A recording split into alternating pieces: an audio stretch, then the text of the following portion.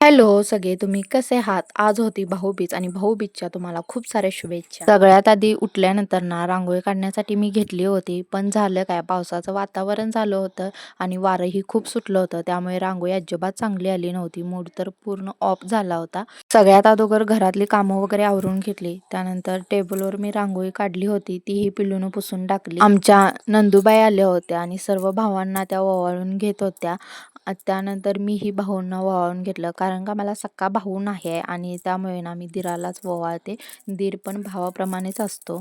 भाऊबीजच्या निमित्तानं सर्वजण एकत्र आली होती. खूप आम्ही मस्ती केली होती, कारण का कधी दिवसभराचा वेळ निघून जातो हे कधी समजत नाही आणि खरंच खूप भारी वाटतं. आणि ही आमची भाची भावांना तिच्या ओवाळून घेत होती.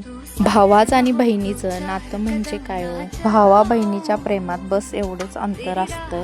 रडून हसवतो तो भाऊ असतो आणि ती रडून स्वतःच रडते ती बहीण असते.